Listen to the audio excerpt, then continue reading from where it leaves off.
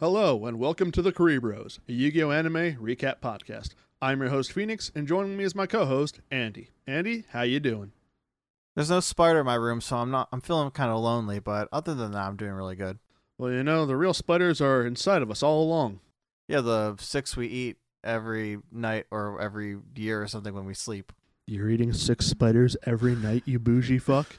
I can barely afford to take my wife out for spiders once a month. And you're having 9? I'm so sorry. I didn't mean for you to know this way. Unforgivable. When the revolution comes, you will not be spared. No. But until the revolution comes, we are going to continue podcasting and talking about Yu-Gi-Oh! Anime and manga.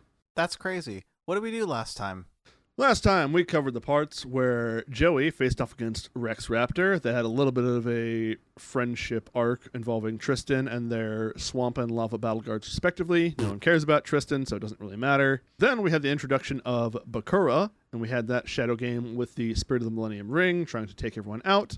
And then we had the horrible crimes committed against our favorite woman by the player killer, not named in the sub, Panic in the dub, and his abduction of women in the woods, and his attempted incineration of protagonist Yugi, which did not work. Or tried to hang him. Yeah, it's also bad. It's not good. It's never good.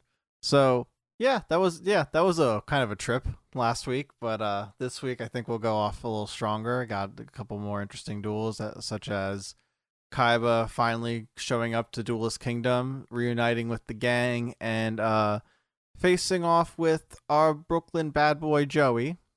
Then we go into one of Joey's final duels of Duelist Kingdom, at least in the preliminary round or whatever you want to call it, where he fights off the zombie boy himself, Bones, which then we scurry ourselves into a tag team duel with the Paradox Brothers, or they're called the Meiku brothers in the manga, which actually means labyrinth in Japanese. Oh, good to know. Little fun fact for you today. Will be a couple of those this time around. I love fun facts. Do you want to give us some fun facts about this coming episode? Or just go into it? Yeah, I'd rather just go into it. We don't have time for research. That's nerd shit. So, episode 16, or Chapters 25, 6, 7, and 8 all cover the arrival of Kaiba on Duelist Kingdom and his ensuing duel with Joey Wheeler. So, the episode opens up on Pegasus learning that Kaiba is headed to Duelist Kingdom, and we see Pegasus on a video chat with a shady council of 5 who want to stop Kaiba from getting to the island. But Pegasus says, don't worry about it. We then see Kaiba flying a helicopter on his own and thinking about his loss to Yugi. Kaiba says he'll face Yugi after he beats Pegasus, and he's going to use his new dual disc system. This will be big later. It's not that big now. I actually have some opinions on that dual disc that we'll get into later. Oh, you mean the Beyblade? Yeah. Yeah. We'll talk about when we get to it. Yeah, it's shortly coming. We then see the Friendship Squad are camping. Taya has a tent all to herself, and Joey is using a log as a pillow. Yugi and Bakura are still awake, and Bakura notes that one of the spikes on his Millennium Ring is pointing to Pegasus' castle. Bakura goes on to tell Yugi that when he first joined their school, the Millennium Ring also pointed at Yugi's puzzle. Yugi extrapolates that Pegasus must have a Millennium item too. We then have Kaiba arriving by helicopter, coming up over the edge of the cliff that the Friendship Squad are camping on. Bright lights from the helicopter, wind blowing everywhere, everyone is startled awake. He just likes coming in right when everyone's trying to sleep. He's always rudely awakening everyone. That fucking Kaiba. Kaiba's a big fan of air travel. He really is, as we come to find out. Yeah, he's either got to be in a helicopter or a jet. And boy howdy, the jet he gets later in the series. Oh, I have some things to say about that jet eventually. But right now, we have Yugi returning Kaiba's deck to him and asking if he's learned about the heart of the cards yet. I was actually surprised in how different I think Kaiba's attitude is portrayed in the sub versus the dub, because Kaiba does say that he doesn't have an answer, which makes it sort of imply like Kaiba is taking Yugi's words into consideration versus my memory of him from the dub largely being there is no heart of the cards, you friendship nerds. That's actually very much what the dub is. He's very much more aggressive in the dub than even in the manga. And it kind of surprises me to hear, and also makes me happy to hear that he's a little bit more held back, kind of more confused in the sub, like you're saying, because in the manga, he's kind of still like trying to put up that front, but he's definitely a little more friendly towards the gang, even going as far as kind of explaining, listen, like, I get this is your way, but Pegasus is a whole different monster, and you need to go with my way if we're ever going to have a chance to beat him, kind of thing. Like, he's being a little bit more like, see it from my perspective, rather than like, you're all fucking nerds for the heart of the cards, and it's your baby friendship shit ain't gonna ever do shit. Joey, you're a loser, dog. You guys have baby squirrel penis problems. I've got elephant dick worries. Well, I mean, there was a whole other bit that they kind of actually took out that is in the manga with regarding Kaiba's arrival to Duelist Kingdom, which I want to make a note. They note that this is 6 months, like Duelist Kingdom is taking 6 months after Yugi and Kaiba's Death Tea duel, which makes a lot more sense to like the timeline with Pegasus and the Big Five's motives for the tournament. So one of those things where I also now I'm still going, why did they have to omit all, like, or at least like say like it wasn't 6 months? So it could kind of make the motives a little better, or a little bit more interesting, I should say. So Kaiba is actually riding with a bodyguard in the helicopter and a pilot. He's not driving himself. And Kaiba comes to find out the bodyguard and the pilot work for Pegasus, and they're also assassins hired to kill Kaiba. So the bodyguard pulls out a handgun, aiming to kill the teenage business tycoon. But right before the bodyguard pulls the trigger, Kaiba pulls out a card. He's like, I don't want to get blood on my cards. I'm going to put them up. He's like, that's your last request? What a dumb kid. And then he throws a card in like the gun hammer, like in between the gun hammer and the gun. And then he's like, you ruined a rare card, you fucking idiot. And then he throws them out of the helicopter. They're like, wait, how are you gonna? He's like, I know how to fly this, don't worry, get out. And he throws them in the sea. That scene does appear later in the anime, sort of. Does it? A little bit. We'll get to that during the Paradox Brothers bit. But when you first said that, I was half expecting it to go like some super dramatic Kaiba's helicopter is like shot down over the sea thing. He's like swim to the shore. No, they just completely omitted his travel. He also broke the bodyguard's finger, if you want to know. He like took the hand, like he grabbed the gun and like pulled his finger back and broke it before he threw him out. And if you also want to know what the card that got ruined was, it was the Gyaktu Tenno Megami, that like normal monster with like the side profile face, kind of looks like she has fire in her hair. 1800 attack points. It's in the first Kaiba starter deck, if you remember that, which is actually going for $6,000 on TCG Player right now, I learned. So those of you out here, if we have started a Patreon at this point, if you want to donate for $6,000 a month once, we will buy that starter deck and never let you see it. We will put it up on a stream one day, and you can go, this is what I paid for, and it's these useless fucks have it now. Not what we paid for, what they paid for. True. That's right. We're not here to pay rent. We're here to pay for cards. So, going back a bit, but not back into it, there are some moments in this episode where it does honestly feel like Kaiba's sort of taking a very aggressive, but still sort of a mentor role, because as we'll get to shortly, he's going to be dueling Joey, and there are parts where it does honestly feel like Kaiba is showing respect to Joey, but it doesn't last very long. That's not the case really in the dub. It's actually really interesting. Well, it's not interesting. I was going to say out of character for Joey, but in this anime, it's not really out of character, because they do establish he is kind of more of the, like, he doesn't go in thinking whatever, the thing I've kind of had a gripe with. In the manga, he kind of challenges Kaiba because he doesn't forget what happened to, like, what Kaiba did to all of them during Death Tea. in the anime, it's more of like he's trying to egg him on, being like, you're not a good enough duelist. You got you got beat by Yugi. Like anyone can beat you now. You've been out of it for so long. Like I bet I could beat you now, kind of thing. And he's like, you want to fucking bet?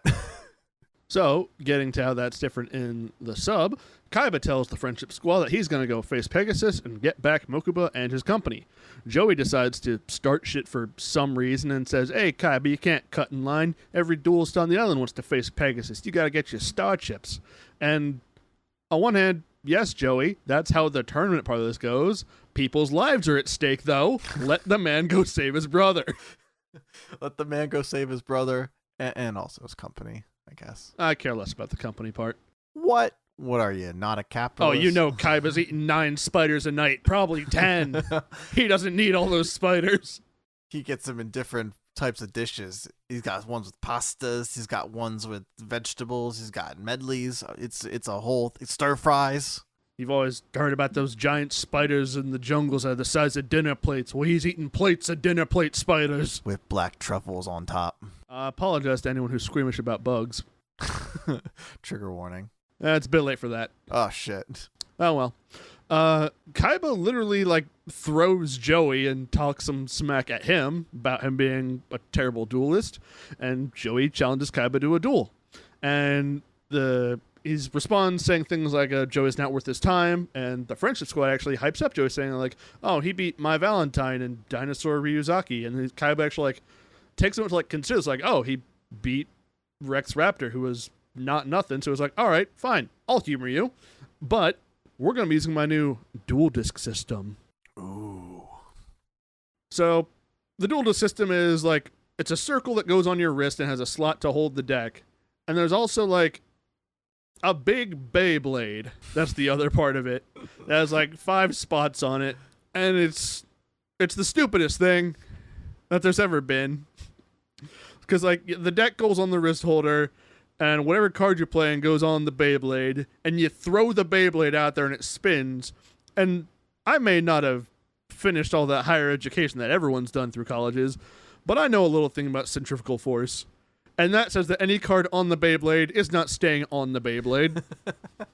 I mean, eventually it does get flicked off if they lose, so maybe that's the... And there's also a cable connecting the Beyblade to the wrist thing, which how is that not getting spun around by the Beyblade and wrapped up? It doesn't matter. It's dumb. It's like a yo-yo. We get cooler ones later.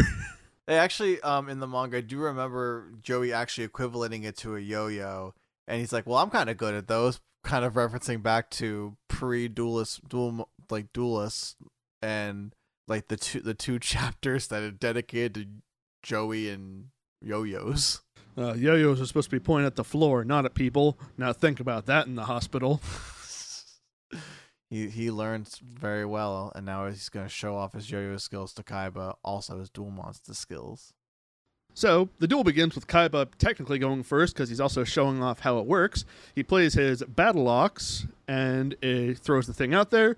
Joey responds by playing Armored Lizard and rushing at Kaiba, and it's destroyed by the Battle Ox, and kind of a brutal decapitation where Battle Ox's axe gets halfway through its neck and is slowly cutting through it.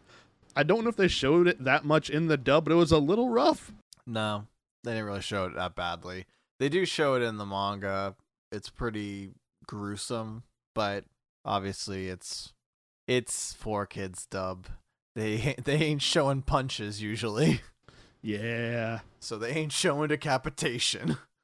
So the duel goes on. Kaiba completely passes his turn. Joey plays his trusty Flame Swordsman, but Battle Ox destroys it due to being strong against fire attribute. Kaiba calls Joey the weakest duelist in history, which I'm probably assuming is, if this is where third-rate duels with a fourth-rate deck comes from, it would be there. It isn't, but it's a brewing in his brain, I'm sure. Oh Lord, he's thinking it. He's cooking up a real zinger. Kaiba then fuses the Battle Ox with the Mystic Horseman to make Rabid Horseman. Joey plays the Swamp Battle card and gets bopped again. This continues with Axe Raider, Battle Steer, Garuzis, Rock Ogre number 1, and Rude Kaiser all being destroyed by the Rabid Horseman. Kaiba continues to taunt Joey, but the squad hypes him up, and Joey plays his Red Eyes Black Dragon. Red Eyes blasts the Horseman, And then Kaiba immediately summons the blue eyes and returns fire, destroying the red eyes and ending the duel. GG. No, I want to actually point out just really quickly, when after that barrage of rabbit horseman massacre that Joey was facing, he's actually just called Minotaur in the manga, funny enough. We actually get to see My Valentine in that group of encouragement. She's actually one who's like, are you seriously giving up? Like, she does it in her own way. She's like, are you seriously giving up right now? Like, get the fuck up. And that's all we see of her until the finals. Oh, spoiler. Shout out to Mai for being the cool big sister of the group. Yeah, it was great. I wish they always have her in everything. Same. Anyway, then Kaiba says some sus stuff to Joey about looking good on his hands and knees. Not gonna unpack that. After Kaiba has read Joey for filth, Yugi says, literally, Kaiba, why are you like this? He's like, did I fix you? I distinctly remember fixing you. Solid questions from the manlet. Kaiba recounts to the gang watching Pegasus duel in New York against Keith Howard. His name is fucking Keith Howard. Hang on, I gotta look this up real quick, because I'm pretty sure it's still Bandit. He's called actually a card professor. He is still called Bandit Keith as a nickname he got from. He would go to different card tournaments and make off with the prize money as winnings, which is where the nickname Bandit came from. Yes. But his actual legal Christian name is Keith Howard. Yeah, that's it in the manga too. He is America's #1 card professor, Keith Howard. Because he wins all the big prizes, people call him Bandit Keith. I'm going to say this out here because where else am I going to put it? I fan cast in the live-action adaptation of Yu-Gi-Oh! That they're absolutely going to let you and I direct for, that Bandit Keith should be played by Woody Harrelson. We absolutely know filmmaking well enough to do that. Oh, hundo P. Especially at Woody Harrelson. Hey, we know it as well as every other live adaptation of anime. I guess you're not wrong there. I just wanted to say, getting to this, I forgot this happened. I forgot this like whole flashback Bandit Keith getting embarrassed thing happened. And it made me really happy to see it happen again. I forgot it came from the context of Kaiba being the one telling it. I thought it would be like something we see with Bandit Keith, but no, it comes from Kaiba. Oh yeah, that too. Kaiba recounts seeing Pegasus at the New York Duel Stadium at the finals dueling against Bandit Keith. During their duel at the start, Pegasus writes down a bunch of instructions and calls down a spectator, Tom, from the crowd to take his place and just do what the paper says. The spectator, following the instructions, wins the duel, and Bandit Keith is devastated. Kaiba hopes that whatever weird tricks that Pegasus has up his sleeve, the duel disc will prevent him from using those, like the same way he was able to just clown on Bandit Keith. Kaiba swears to beat Pegasus, but Yami Yugi appears out of nowhere and says he'll be the one to beat Pegasus. Yep. You're both pretty, don't fight about it. I did want to point out before we kind of got too far away from it that event with Pegasus and Bandit Keith actually was like a whole all-day event thing where they were kind of like promoting duel monsters and everything, and like Pegasus versus Bandit Keith was like the big like main event. So actually Tom, who was a spectator in the anime, was actually a kid learning how to duel. Like he said he was like learning how to duel last week or something and kind of playing along. So Pegasus kind of made a note of him, like he was mingling along with the kids, like, are you having fun? Like, is this good? Like, do you enjoy the game? And then the whole shit with Pegasus versus Bandit Keith happens, and he pulls out Tom, who's like kind of on the sidelines. And it's very interesting how he's kind of portrayed personality wise, because like I don't know how he is in the sub. He seems more like sinister, like he's kind of like up to something. Like it's like kind of how his personality has kind of been in the background of everything. But in the manga, he's actually very like mask on, charismatic, jubilant. Even goes as far as like going up to Kaiba after he like gives Tom the notes, and like he's like, "Oh, hi Kaiba, I didn't see you there. Like, I heard about your newest invention, duel boxes. That's amazing. Like, we have to like have a meeting and talk about that sometime a little bit, because I want us to both like get the game like further, like the future of this game." That exchange does also happen in the subs, and it's very interesting that like while Pegasus is the villain of this arc, it's also he's also like, yeah, I'm evil and I'm stealing people's souls. I'm also trying to do stuff with my company. Just like a corporate businessman should. He's evil. Yeah. Bet he's eating 11 spiders a night. Oh, he definitely is with his juice. orange juice. And that all summarizes the end of this episode. This episode actually is kind of a little bit more interesting to go back to. I actually used to hate watching this episode as a kid because when I was a kid, I didn't like seeing the good guys losing because I was, 7. It was good to come back to. I like reading it in the manga. There's actually quite a few well done panels and really excellent splash pages, including when Kaiba summons Blue Eyes. There's just this really great splash page that's probably one of my favorites so far in reading this. It really shows off Takahashi's skills as a mangaka, and I know there was like a chapter that had like it was like a colored chapter, and like it just all looked so good. So I'm like making a note and applauding that. And I also, one last thing before we move on, wanted to point out that the manga gives Bakura kind of a motive with the Millennium items, where I don't think they really do in the show, where at least like it makes sense why he keeps the Millennium Ring. He doesn't wear it in the manga for the time being, but he does state he wants to learn the mysteries of the Millennium items, and he wants to understand where they come from, what their history is and everything. So it at least like gives him a reason to be there, and like he even admits like that's one of the reasons why I came along with you guys.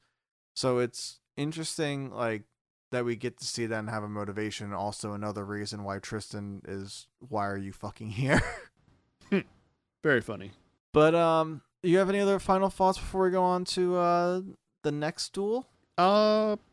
It was a nice, short, simple episode. Covered a whole match without any of the rigmarole of what's the weird field effect. It's just Kaiba played bigger monsters, Joey played a bigger one, Kaiba played the biggest one, duel over. Yeah, it was very straightforward. You get to see it's good. You kind of get to see kind of where Joey is and like where his wall kind of is with Kaiba. You kind of get to see those differences, and I think you get to see the gap kind of close. I don't think you'll ever fully see it close. It always kind of seemed to end with like, Yugi, then Kaiba, then Joey, always being that kind of like big three. Mm-hmm. But it's a good kind of like landmark for Joey, and it's a good bit of character development for the duel coming up, and I think one of the more interesting duels for Joey. One that I think they kind of flubbed now that I rewatched the anime, but like I still think it's a pretty good duel for showing his growth as a duelist. So without further ado, I'm going to be talking about episodes 17 and 18, which covers episodes chapter 29 through 32 and also partially 33. We start the episode in a nightmare of Joey's. He is haunted by his defeat from Seto Kaiba. His confidence is clearly shook, and he is questioning himself as a duelist. He wakes up and tries mustering up some courage to get back out there and duel. The rest of the gang wakes up, and Joey asks Taya where Mai went to, which she replies that Mai went off and left a note for Yugi. I don't know if in the subs the note actually has writing smudged on it, but in the dubs it does. In the dubs, it was a written out IOU from Mai about the star chips. It was all smudged up, I think, because it's kanji or whatever. I think they didn't want to like have to deal with that. But basically, she just says she owes Yugi 8 star chips. The gang go off to find their next opponents. Joey has 4 star chips and Yugi has 6. They wonder how many duelists are left on the island. Surely plenty were eliminated the first day, and the ones who have survived day 2 must be stronger than those on day 1. Mr. Cyber Commander Lover himself makes a dig at Joey as he tells Yugi not to frighten Joey with the talk of stronger duelists. Joey gets pissed at Tristan. It also fires him up and leaves him raring to go to prove that he can be a great duelist. Little do they realize that they're actually being watched by Bones and his 2 friends who are scoping out weak competition to eliminate. They recognize Yugi and decide to go tell Bandit Keith, who is also on the island. They relay the information and explain their hesitation to approach the gang because they don't want to duel Yugi since he is the one who beat Seto Kaiba. Bandit Keith reassures them that with his help, that the 4 of them will be making it to the finals, not Yugi or anyone else. Bandit Keith is clearly the brains, and the other 3 are the puppets to help Bandit Keith get his revenge on Pegasus for embarrassing him. He is clearly going to use his cronies to get the star chips for him so he doesn't have to duel until he gets to the finals. Joey in the dub, for some reason, feels as though they are being watched, so that's his reason for breaking away to find who was ever stalking him. In the manga, and I don't know if this is the same in the sub, he just has to go to the bathroom. Yeah, that's just what it is in the sub. It's just, I gotta piss. I'll be right back. I gotta pee. He just leaves. And then he gets ambushed, which is, I think, very weird. Why are you ambushing a man who's trying to piss? That's, I think that's just like an unwritten law that don't bother a man while he's pissing, or anyone for that matter. Doesn't have to be just a man. Yeah, there's a lot of bathroom etiquette stuff like, hey, don't talk to me when I'm in the bathroom. You know, Joey didn't wash his hands, so gross.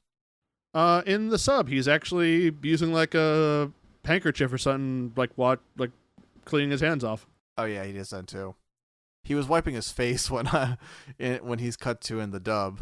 So if he's wiping that same towel with his hands, his face is yucky now. Gross, stinky. While that is happening, Joey being kidnapped, that is, Bones and Keith are scoping out the duel arena for the upcoming match. Keith offers Bones some help with his zombie deck to make sure that is the ultimate deck for this area. The anime makes Bones a much more frightened individual as he is visibly uncomfortable in the cave and gets scared of a skull. I only bring this up because why are there so many skulls in this random cave? There are like piles of them. What is happening here? That's like tens of maybe hundreds of corpses in that cave. In the sub, Keith does say like, these skulls are fake. Pegasus is bad taste. Really? They do not say that in the dub.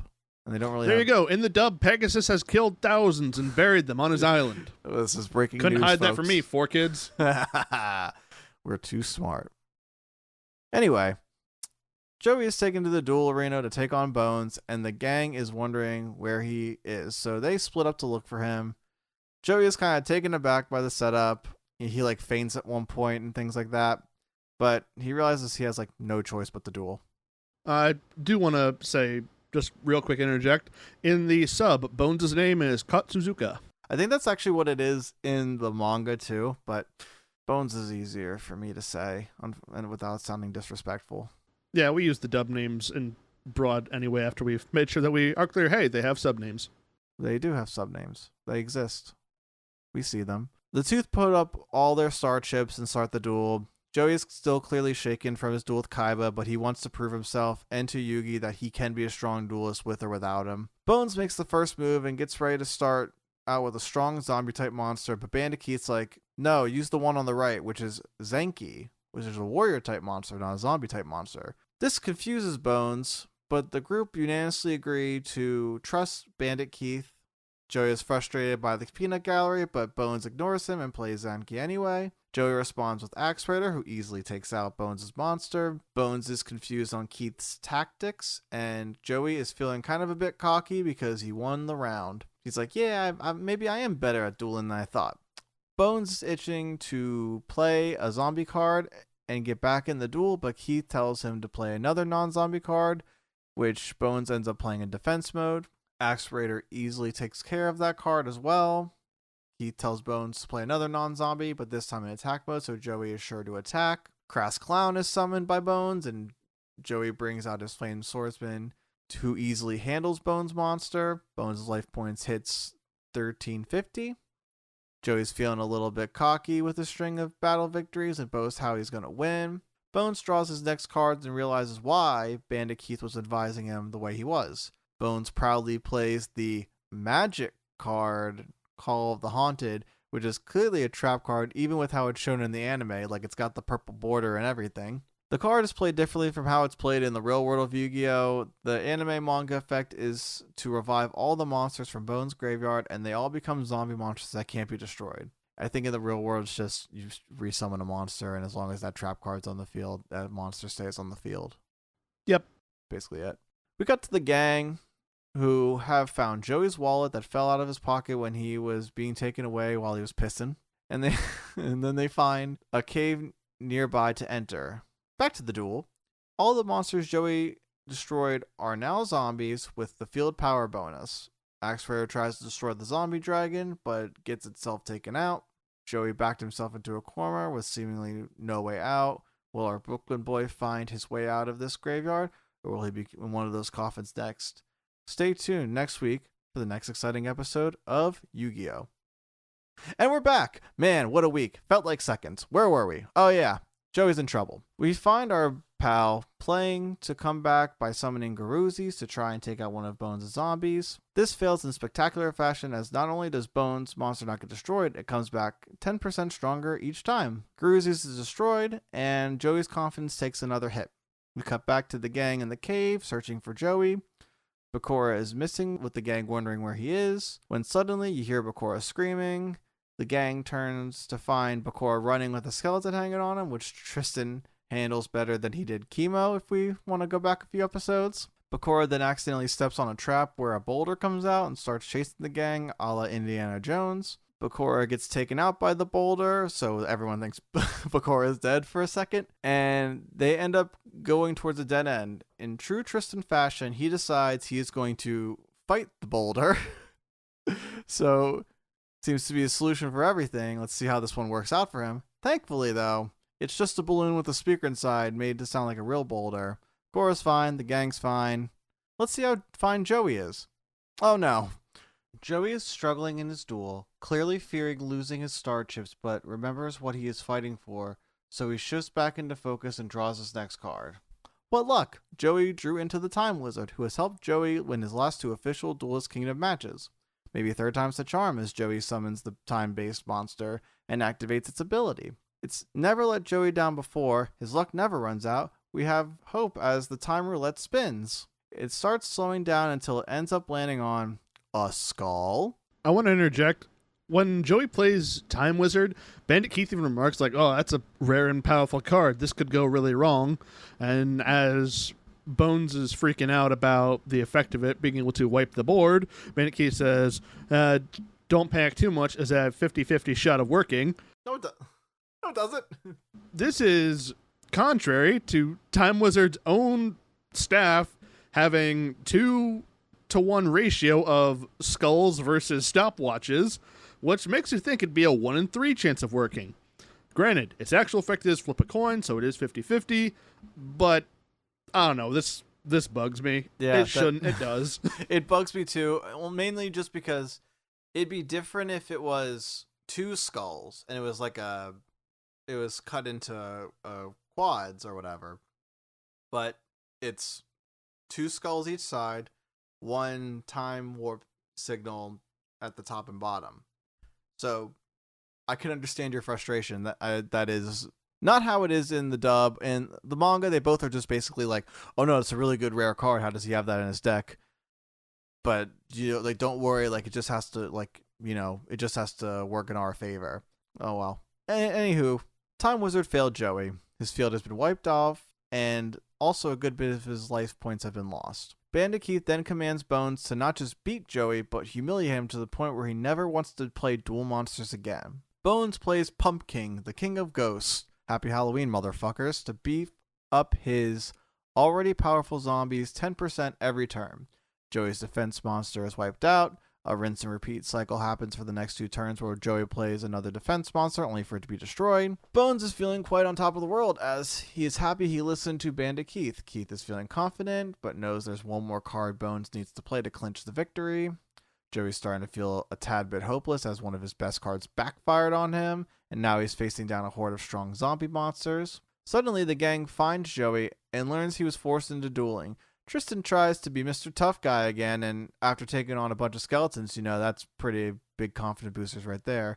But the 2 other cronies make easy work of him, because it's Tristan. Joey tries to save Tristan, but Bandit Keith reminds him that if he leaves the arena, he forfeits the match and his star chips. He has to win to get what he wants. Tristan does a useful thing by throwing Joey his wallet that they found, with the picture of Serenity inside to help motivate Joey in this bleak hour. Bandit Keith then reveals his identity to the gang, and Joey understands now why Bones is playing so well. Joey plays another defense monster to try and bide his time until he can find a way to attack Bones, but Bones draws the card that Bandit Keith alluded to before. The combo is finished with the permanent trap, quote unquote, it's a magic card, stop defense. Now no monster cards can be in defense mode, So now Joey's life points are open to attack. Joey is shaken, but pushes on to summon his most powerful card, Red Eyes Black Dragon, which makes Big Pumpkin of that King of Ghosts. Now, Bones' power-up card is gone, and he can't revive it with Call of the Haunted since it was already a zombie card from the start. Bones' life points are at 855. It's 900 in the manga, which makes more sense. Unfortunately, Bones' zombie monsters are still strong enough to beat Red Eyes, though as it gets destroyed, it leaves Joey with 150 life points.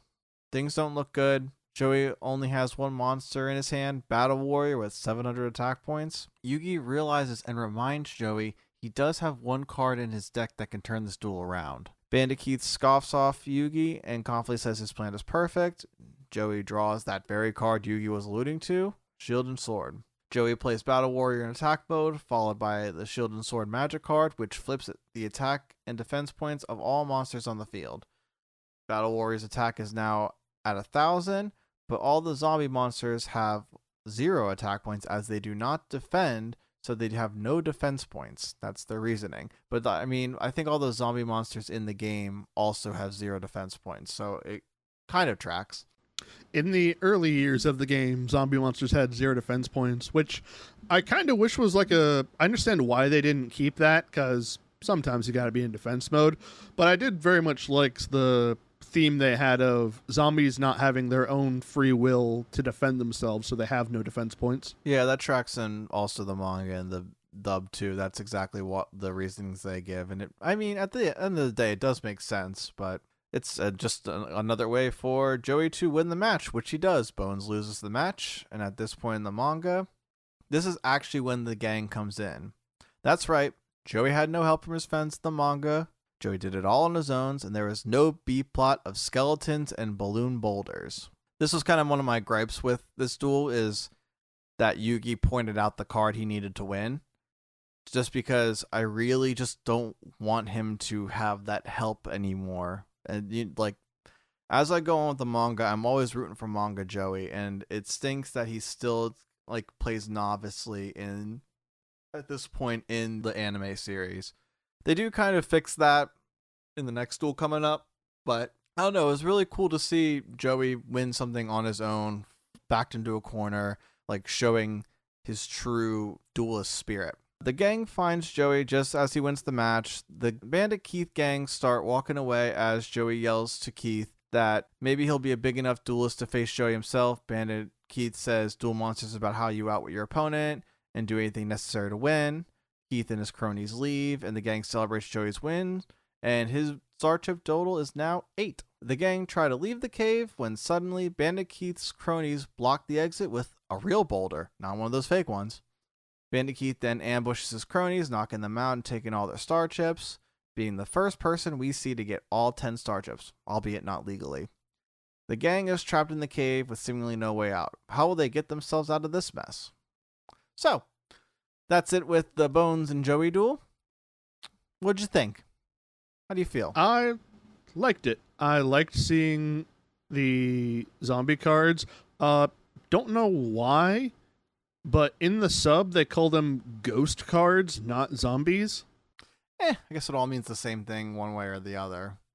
They do use both the word ghost and zombie for different things, so I don't know if this is a weird translation thing, or if they are actually listed as ghost type in Japanese and just zombie in English, but maybe. I think zombie covers it better. Was the ghost cards more for the cards that were revived by Call of the Haunted than the zombie cards more like Pumpkin and things like that?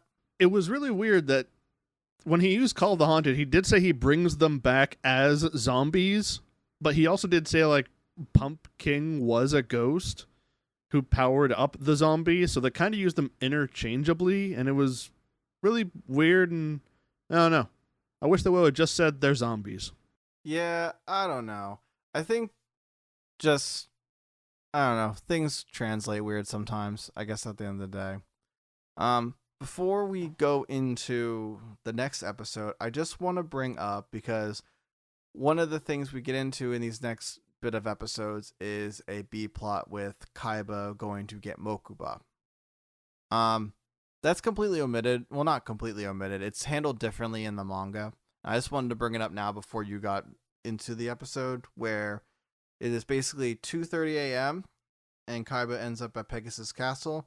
I guess the bodyguards are still awake because there's two standing at guard who are shocked that Kaiba is alive, let alone there. He barges in and meets up with Croquet, the mustached head of bodyguards with Pegasus.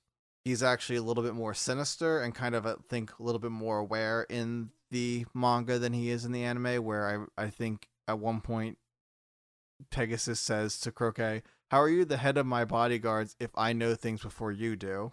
Kaiba demands to see his brother, even so far as grabbing Croquet by the collar. And he's kind of being coy about it. It's like, it's 3 a.m. Pegasus is asleep, yada, yada, yada. You're going to have to wait. He's like, no, I want to see him now. It's like, all right, go through that gate. And it's the gate you have to use all 10 star chips to get through. So Kaiba's at an impasse right now. And he gets sent into a room, like a room to stay in so he can talk to Pegasus later. And that's where we kind of, that actually all happens before the Bones duel. Like, it happens before the nightmare and everything, but I just wanted to bring that up because I think the timing is better now than it was at the beginning of the episode, or the beginning of the Bones episodes. In these coming episodes, we do get to see Kaiba entering Pegasus's castle, and I agree with you, it is much better paced out in the manga. I'm actually kind of disappointed with how jarring they put in the Kaiba scenes in these next few episodes. And just, it could have been such a smooth thing, but didn't have to keep being spliced in and interjected and breaking the flow of the duel that we're going to be seeing. Yeah, I think I guess if I was the showrunner back then, I think how I would have done it was, if you wanted a B plot so badly, I think just kind of going with something with the gang. They do have some kind of stuff with Bakura in the manga, kind of dealing with evil Bakura, that we'll kind of get into, that I think you could have maybe kind of elongated or fudged with a little bit to kind of make that a passable B plot. And also you could have probably made the episode into a 2-parter and not a 3-parter. And then you just have a whole episode of Kaiba getting there. I mean, what would be the wrong with the flow of that? And then it goes right into what we will talk about next week. So I don't know. It was very jarring, but it is what it is. This was made years ago. We can't change it. We can only just commentate on it. Don't worry. When they cast us to redirect the reboot, we'll fix it. Can't wait. Also, something before we get into the next thing that I want to put in here, just a little bit of my own personal opinions. When Bones' crawling dragon is turned into Dragon Zombie, I just want to say I really like Dragon Zombie. I think it looks cool. I used to have that card when I was younger. I mean, I still probably do have it somewhere, but I also really like that card. When I always fancied the art on that card and stuff.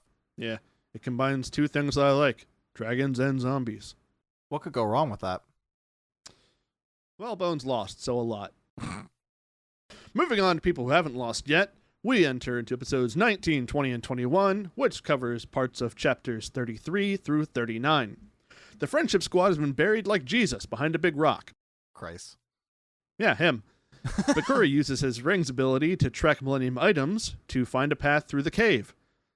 Just now I'm realizing it would be very funny if it just pointed to Yugi's Millennium Puzzle and they just walked in a circle. Oh, I didn't think about that. That's actually hilarious. I swear, Yugi, the exit's right here behind you. Well, now it's over there. Where you're standing.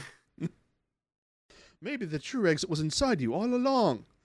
Bakura, what the hell are you talking about? Bakura, you're drunk. Go home. I can't, Yugi. We're trapped in this cave. I would, Yugi, but you're in the way of the exit. So, as the gang is making their way through the cave, Pegasus is watching from his castle. Why does he have cameras that are able to track the Friendship Squad as they're running through tunnels? I don't know. They don't have this in the manga. He's not stalking them like that. He's not that creepy. Yeah. Also, Mokuba is locked up in a dungeon with comically large shackles on his very small body.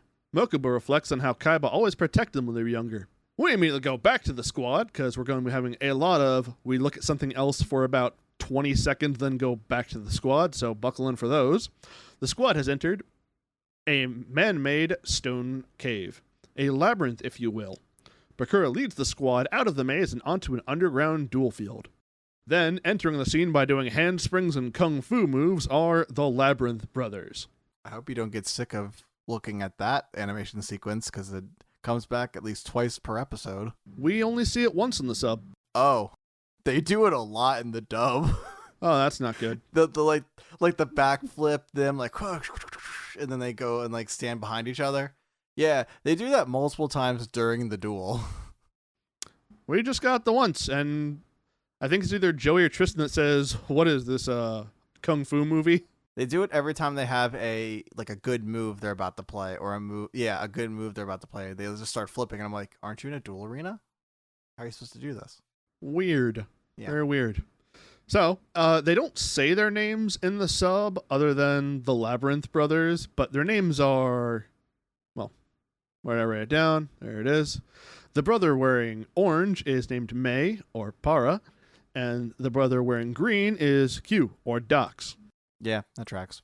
Yugi intuits that they are player killers, although they never say it, so they could have just been duelists who had an aesthetic and they found this dueling arena and never left. That's actually really funny because I was actually wondering because like I said, he's not watching them in the cave like Pegasus.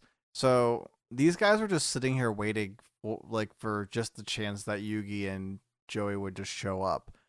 Also, I just want to I actually just wanted to more ask, do they have a rhyming shtick in the sub? Nope. They don't have it in the manga either.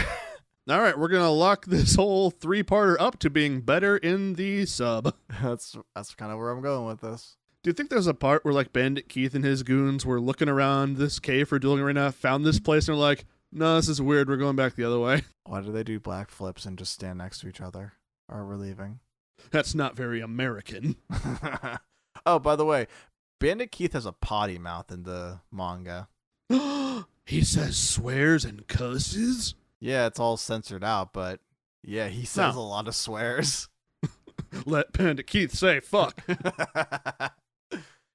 The brothers say that in order to learn the correct path out of the labyrinth, because there are 2 doors to get out, they must be defeated in a duel, but it's a special 2-on-2 duel. Yami Yugi immediately takes over, and he and Joey confidently take to the field. I actually really like the broness that is shown between Yami and Joey here, where they're like both super confident, like hyping each other up, like, yeah, we're both super good duelists, we can take these guys on. Just very good. Yeah, it really kind of harks back to the friendship brings strength, and it's, you know, they kind of talk about this later with like partnerships and everything, but like Yugi and Joey are best friends, and this is where their like best friend moment really shines up until later with the finals. It's actually probably one of the highlights of this duel is watching Yugi and Joey kind of go back and forth with each other, and you get to see kind of Joey really like show his growth from the Bones duel, which is really cool to see. Yeah, very good. Love to see you, Joe friendship. Me too. Joey wagers 2 star chips and Yami wagers 4, so if they win, both will have the 10 they need to enter the castle. Woo! The duel starts off with Dox playing Labyrinth Wall, which changes the field into a labyrinth. We cut to Kaiba walking in the forest and reflecting on Mokuba. Immediately, we are back to the duel. Yeah, I hate this. Could have put that scene anywhere. Nope, right here. Right there. Now Dox will explain the rules of the double duel. Each player has 2,000 life points. If either player loses, then that team loses. Teams and players alternate turns. The labyrinth field also has its own rules. Monsters are played like a chessboard, and monsters in attack position can move spaces equal to their level. If Yami and Joey win, they can choose a door to take outside of the game and try to leave the labyrinth. Joey says that isn't fair, and Para says that one of the brothers will tell the truth and the other will lie. Yami asks Para if there were any lies in the rules he just said, and Dox says no, it was all honest. Joey recalls hearing a riddle like this before and uses the knowledge to ask the question to the brothers, which door are you guarding? The brothers point to Dox's door. Joey is celebrating his genius, but Yami is still suspicious because the riddle does not account for there being 2 people to give an answer, and Yami suspects they could both be lying. Quick tangent about how this riddle actually works. Assuming there's an honest brother and a lying brother, all Yugi and Joey have to do is ask 2 questions in the following order. Question 1, is there a door out of the labyrinth? One brother will lie and say no, the other will tell the truth and say yes. The second question is, which door is the correct door out of the labyrinth? Then choose the door the brother that said, yes, there is a door out, and take that one, and you're free. That's how the riddle works. You just broke Yu-Gi-Oh! Good job. Sure did. We're out of a job now. I don't think that's true. Take it back. Take it back. Okay, I take it back. Sorry. Ah, thank God, I was worried. Yami says they'll just duel for now, and they'll figure it out as they go. Yami plays Louise, or Beaver Warrior, and moves 4 spaces.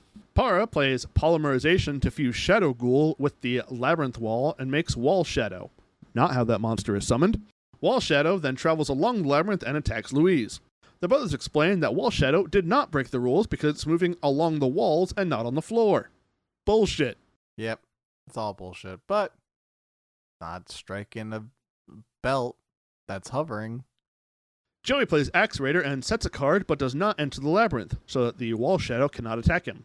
Dux plays a trap card, Jirai Gumo, which he narrates to himself, will destroy monsters on certain spaces in the labyrinth, and summons the Labyrinth tank and moves it 7 spaces. It's Yami's turn now, and he plays the Celtic Guardian and enters the labyrinth. Para then attacks with the Wall Shadow, but Joey interjects with his Kunai with Chain to trap the Wall Shadow and give the Celtic Guardian a boost, which then destroys the Wall Shadow. Joe power. Pegasus is watching this duel and is informed by his goon squad that they still have not found Kaiba, but he's not worried because Kaiba's coming to him. We then see Mokuba, who is just stealing his resolve, knowing that Kaiba is coming to save him. Kaiba is still in the forest and gives us a sepia-tone flashback of him and Mokuba when they were smaller than they are now. The goon with the icebreaker hair, whose name I forgot was Kimo, shows up out of the woods with a gun. Oh, that's not on the dub at all. Kaiba says his name is Saruwatari, which I guess that's his actual name in the sub. Kaiba has the gun to his head, but we are able to see that he is palming a card. Saruwatari says he's going to take him to Pegasus, and Kaiba says, "Try me, bitch." Kaiba then throws the card backwards out of his hand to jam the hammer of the gun, much like in the manga with the helicopter. Love that. Kaiba then calmly takes the gun out of his hand, while Saruwatari clutches at his hand like a finger's been broken. So it's very much like that, but weirder. Kaiba then hits Saruwatari in the ribs with his elbow, and shoulder tosses him with one hand. Kaiba's much better at this fighting thing than Tristan is. No fucking shit. He's better at everything than Tristan is. Kaiba then forces Saruwatari to take him to Mokuba. Back at the duel, it's Joey's turn, and he plays his trusty Flame Swordsman, walking at only 4 spaces forward with both of his monsters, and moves his Kunawa chain to the Axe Raider to give it the attack boost. Not how that works, but we'll say it's fine. Dux uses the Labyrinth tank to move even further. Yami then plays Dark Magician and moves it to the front of the Yujo Labyrinth squad. Para plays Magical Labyrinth to shift the walls around, separating Yami and Joey's monsters. Joey goes and moves further, but this triggers the Jirai Gumo, which summons a big spider that destroys the Axe Raider. Oh no. Dux then moves his Labyrinth tank again and plays a secret defense mode card. It's Dungeon Worm. Yami plays Mystic Box, which destroys Jirai Gumo and switches Dark Magician into the space it occupied in the labyrinth. Dark Magician then bops the Labyrinth tank. Rest in peace, you did nothing. Back at the castle, Kaiba is breaking in. Immediately back at the duel, it's Para's turn. He plays a card that appears as a sealed box on the field and flips up the Dungeon Worm and buffs it with a special equipped card. The worm then burrows through the floor and takes out Celtic Guardian, subverting the labyrinth movement once again. It's Yami's turn, and he plays Magical Hats to cover the Dark Magician and the Flame Swordsman, so the worm has a 3 in 4 chance of attacking something weaker than itself. Para then plays Monster Tamer, which lets him use Dux's worm and buff it stronger than Dark Magician. The worm attacks a hat and misses. I want to interject here that in the game Falsebound Kingdom, which is a weird sort of strategy game using Yu-Gi-Oh! Aesthetic, that the cards or monsters, Dungeon Worm and Monster Tamer, often appeared together as just base cards that were paired up together. And I believe they also had a buffing effect. Oh, weird. I didn't know they had a card or a strategy game like that. Yeah, it's fun. Love Falsebound Kingdom. Wish it was better. You'll have to show it to me sometime. Yeah, let me just dig out the GameCube. It's Joey's turn now, and he plays Salamandra to buff up the Flame Swordsman. The flames from the Flame Swordsman's sword then go into the tunnel dug by the Dungeon Worm and destroy it. It's Dux's turn, and he plays Kazujin. Yeah, played Kazujin, played Sangha, then Suijin as a box. Both those are played Sangha as a box, played Suijin as a box, and now playing Kazujin, which also appears as a box. Then, unsealing themselves from the boxes, all of them form the Gate Guardian, which is 3 monsters in 1. If y'all want to find out when that happened, watch the show for yourselves. I'm not your boss. Back at the castle, Kaiba is taunted by Saruwatari, who tells us that the Kaiba brothers lost their parents when they were both young. More sepia-tone flashbacks of Mokuba and Kaiba at an orphanage. Sarwatari then presses on a tile on the floor, which sounds the security alarm, and Kaiba rushes into the dungeon without him. Because time is of the essence, security's on the way, gotta get your brother. They seem to like want to have Kaiba be like a secret agent man in this arc because he's doing hacking, he's infiltrating castles and dungeons.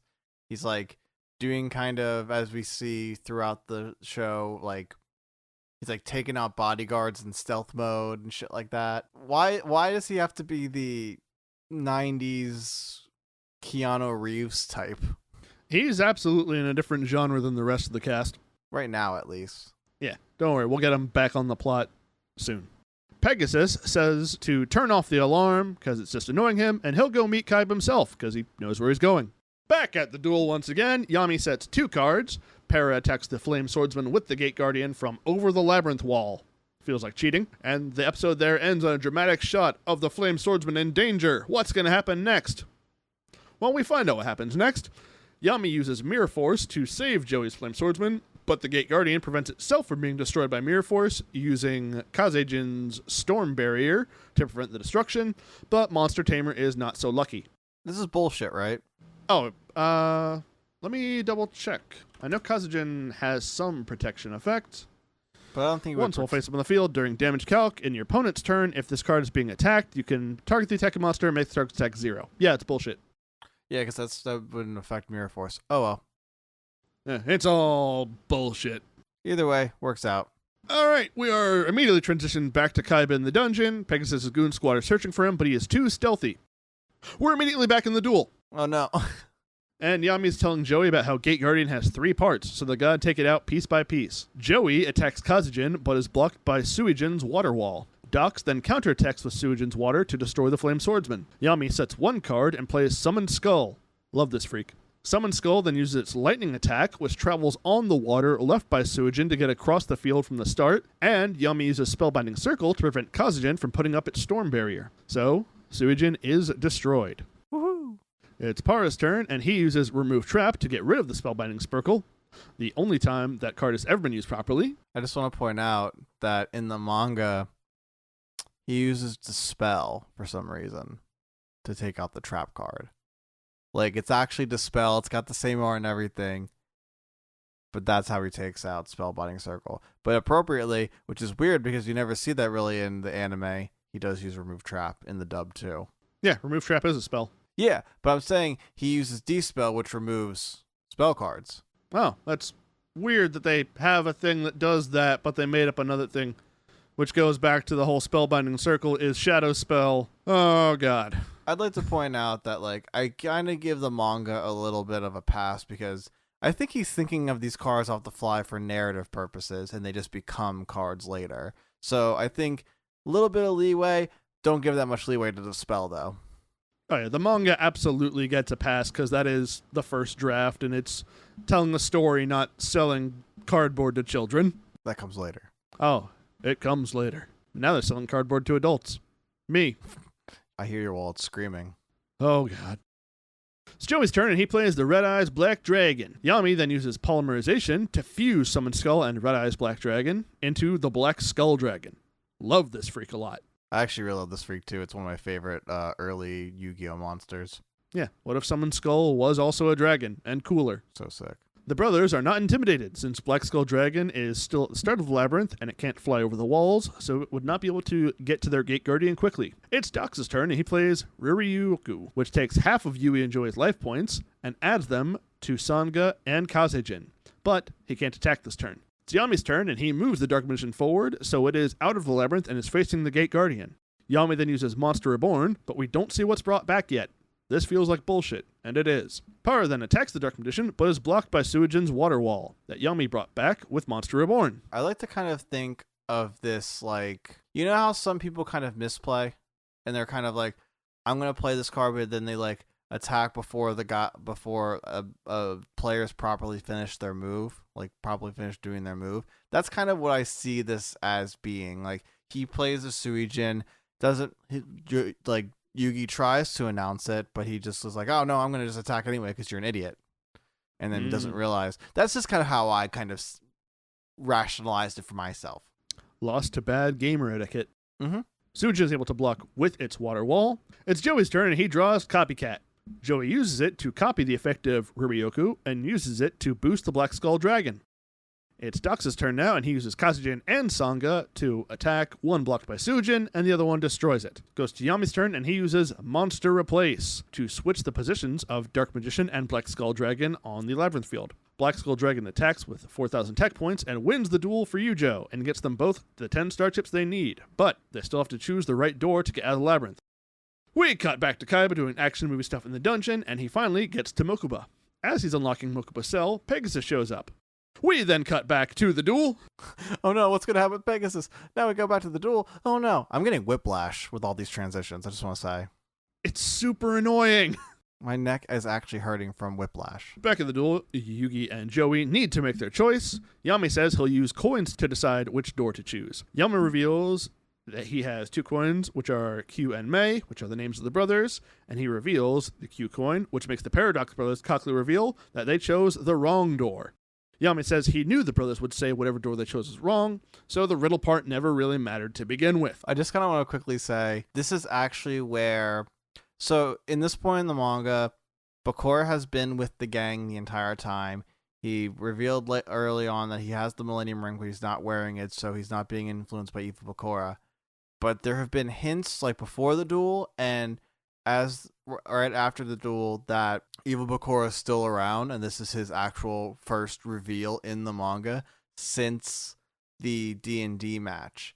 He even sees through the puzzle riddle and calls it out, like when Yugi and Joey are making the final decision. He's like, no, you're wrong, and it actually distracts everyone enough so Yugi can do his kind of coin flip thing to get the coin trick out to outsmart Paradox Brothers. So I thought that was really interesting. Back at the dungeon with Kaiba and Pegasus, Pegasus uses his mystical magical powers to pull Mokuba's soul into a card, and he says he'll only return his soul if Kaiba can beat him in a duel. Kaiba says, alright, I'll take you on right now, but Pegasus says, no, beat Yugi first. Dramatically setting up what'll happen in the next episode. Dun dun dun. Something I forgot to point out during the duel, there was actually a little, I think it's a dub mistake. I'm not really sure if it is or it's something with like how the translation worked out, but when Dungeon Worm is defeating Celtic Guardian, Joey actually proclaims it's his monster. He's like, no, my Celtic Guardian. And I'm like, that's not your monster, that's Yugi's monster. Yeah, weird. A lot of weird things happen in this one. A lot of choices, a lot of, God, why are they transitioning these scenes back and forth so much? Why are they backflipping? Why are they rhyming? That is kind of those were the thoughts going through my head while watching these 3 episodes. It's obvious. We did state it's very jarring. It's with all these transitions. I think it could have flowed a little better. I think especially with the fact that the dub takes out the Kaiba putting a card in a gun bit. I think that's where all the flips come in now too, because they had to pad the time for that maybe. So they like with translating and everything. It's a good duel. I remember liking it more when I was younger. It's not really one that wowed me as much, but I do really like the Yugi Joey tag team. I love seeing Joey grow and like show his true growth. Like this is a good like checkpoint for him as a duelist, and it also gives Yugi that confidence to show like, wow, he has been growing. He's great. Like this is good. Like now we both have our star chips, and now we can move on to our end goal. Very much like what you're saying. In this duel, it almost felt to me like Joey was the more competent duelist than Yugi was, at very least at the start, with Joey setting the kunai with chain trap to bait out the wall shadow, and then Yugi helping him set it off. And also it was Joey's copycat that was able to take Ruryoku, which powered up the Black Skull Dragon. Yeah, they all have some good shining moments. That kunai with chain moment is actually one of my favorite moments with this duel, especially with like Joey being like, I hope you can understand what I'm trying to do here, and Yugi puts his full trust in Joey. Like he's like, I think Joey has a plan, like I'm going to put my trust in him. It's really cool this happens. It is nice because you get to see where Joey can kind of help Yugi, but then you see where Yugi can still help Joey. And it did take both of them. Like neither one kind of overshadowed the other, which I think sometimes unfortunately happens in different animes. They both had like good moments in the duel that made me really want to root for them. And that was a big positive takeaway from this duel and this part of the story. I think the thing that brought these episodes down for me was the gimmicks that they put into the duel, which ultimately don't really matter. Like the labyrinth walking around bit, that's fine, but the bit where you have to like, oh, one of us is lying and one of us tells the truth, you gotta pick which door to get out of, and also cutting that back and forth with the scenes with Kaiba getting to the castle and getting to Mokuba is super jarring and ruins the flow of the duel. The duel itself is not really much of anything, but there are a lot of cool monsters. The 3 parts of the Gate Guardian, the Black Skull Dragon, those are all cool to see, but I think this is brought down because it is a 90s anime and we need our gimmick villain of the week. Yeah, it's paced horribly, unfortunately, but it is at least still cool to see the tag team. I totally get what you're saying with the like labyrinth wall and like the kind of little gimmicks that they have to do. I think that gets kind of fixed up later in Duel Monsters, probably more in the next arc. I think this is the first time they're trying to do it and they're trying to see what works. So I kind of give it a little bit of a pass. It was still generally entertaining. It's definitely entertaining to read in the manga. Not as entertaining to watch, but you got to win some, you got to lose some. So it is what it is. But now we're kind of getting into the end game, so to speak, with this arc after going on 5 episodes, as we are now going to head to Pegasus's castle, and there is going to be someone waiting for Yugi there. Who could it be? It's Kaiba. I've already said it's Kaiba. It's Kaiba. That's what's happening in the next episode. We are finally going off the rematch of the century. Not really, but one of them. Kaiba versus Yami. And then we are going to follow that up with the aftermaths of that duel and an anime-only bit that I have my opinions on, but I'll see what I have to say next time as I watch it. All right. Where can people find you on the internet? Right now you can find me on Instagram at apappasergi, PAPPASERGI. That's where I will have all my creative stuff, like my music, Kuribros related stuff, maybe other ventures, hopefully some art here and there. We'll see what happens. What about you, Phoenix? Oh, the good people out there can find me at twitch.tv/PhoenixFarce or youtube.com/PhoenixFarce. That is PhoenixFarce.